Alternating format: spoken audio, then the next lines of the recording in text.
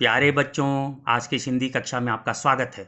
आज हम कक्षा 7वीं की पाठ्य पुस्तक व्याकरण के अंतर्गत पाठ 15 वाक्य विचार का अभ्यास कार्य करेंगे। यहाँ अभ्यास कार्य में देखिए, पहला जो प्रश्न है इसमें 3 उप प्रश्न दिया गया है। आप इन उप प्रश्नों के उत्तर मेरे वाक्य वाले वीडियो के डिस्क्रिप्शन में देख सकते हैं। वहाँ इनका उत्तर लिखा हुआ है।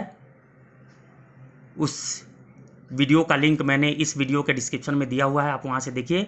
आज हम प्रश्न 2 से देखेंगे। आज हम प्रश्न 2 से देखेंगे। प्रश्न 2 है, नीचे दिए वाक्यों में उद्देश्य तथा विधेय को अलग कीजिए। यहाँ उद्देश्य और विधेय को अलग करना है। जैसा कि आपको पता है, जो कर्ता होता है, जो कार्य करता है, उसे कहते हैं उद्देश्य, और जो कर्ता के द्वारा कार्य किया जाता है, यानी कर्ता जिस कार्य को करता है, वह होता है विधेय। यहाँ देखिए, क है, घड़ी लगातार टिक टिक करती रहती है। यहाँ घड़ी है कर्ता, तो घड़ी है उद्देश्य, लगातार टिक टिक करती रहती है यह विधेय। ख है, बंदरों ने टोपी वाले की सारी टोपियां बिखेर दी। यहाँ बंदरों ने उद्देश्य है, टोपी वाले की सारी टोपियां बिखेर दी, यह विधेय है, क्योंकि बंदरों के द्वारा ही टोपी वाले की सारी टोपियां बिखेरी जा रही हैं, इसलिए बंदरों ने उद्देश्य है, क्योंकि बंदरों ने ही करता है। ग है, वीर हनुमान ने सोने की लंका जला दी। वीर हनुमान ने, यह उद्देश्य है, सोने की लंका जला दी विधेय है, क्योंकि वीर हनुमान के द्वारा सोने की लंका जलाई जा रही है। तो वीर हनुमान ने उद्देश्य, सोने की लंका जला दी विधेय। घ है, वर्ष 2010 में कॉमनवेल्थ खेल दिल्ली में हुए। तो यहाँ कॉमनवेल्थ खेल उद्देश्य है, क्योंकि कॉमनवेल्थ खेल ही दिल्ली में हुए हैं, इसलिए कॉमनवेल्थ खेल उद्देश्य है, दिल्ली में हुए विधेय है। इसके बाद वर्ष 2010 जो है, यह कॉमनवेल्थ खेल का यह विस्तार है, यानी उद्देश्य का विस्तार है। अंग है, नेताजी बाढ़ग्रस्त इलाकों का दौरा कर रहे हैं। तो नेताजी उद्देश्य है, बाढ़ग्रस्त इलाकों का दौरा कर रहे हैं, यह विधेय है। मैंने पुस्तक मेले से 4 पुस्तकें खरीदी। यहाँ मैंने उद्देश्य है, पुस्तक मेले से 4 पुस्तकें खरीदी, यह विधेय है। इसके बाद तीसरा प्रश्न देखते हैं, नीचे दिए वाक्यों को निर्देशानुसार बदलिए। यहाँ पे वाक्य दिया हुआ है, कोष्ठक में जो वाक्य दिया है, कोष्ठक में वाक्य का जो भेद दिया हुआ है,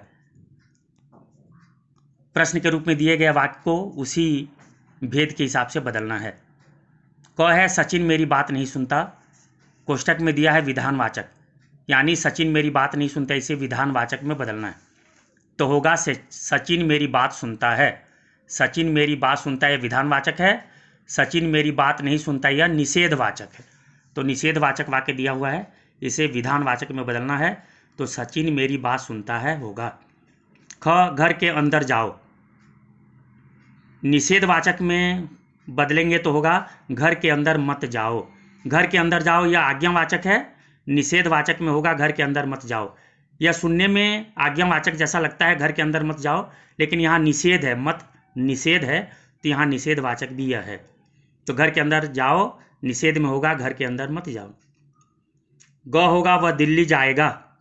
प्रश्नवाचक में बदलेंगे तो 2 होगा, क्या वह दिल्ली जाएगा, और प्रश्नवाचक चिन्ह लगेगा। दूसरा, वह कहाँ जाएगा, यहाँ भी प्रश्नवाचक चिन्ह लगेगा। तुम आ गए, विस्मयादिवाचक में होगा, अरे तुम आ गए। तुम आ गए आश्चर्य का भाव है, अरे तुम आ गए। इसके बाद है अंग, गांधी जी का नाम सबने सुना है। प्रश्नवाचक में बदला जाएगा तो होगा गांधी जी का नाम किसने सुना है। यहाँ नाम छूट गया है, तो गांधी जी का नाम किसने सुना है, प्रश्नवाचक चिन्ह। क्या गांधी जी का नाम सबने सुना है, यह भी एक प्रकार से प्रश्न है, तो क्या गांधी जी का नाम सबने सुना है, यहाँ भी प्रश्नवाचक चिन्ह लगेगा। तो इस तरह से 2 तरीके से लिखा जा सकता है। इसके बाद है प्रश्न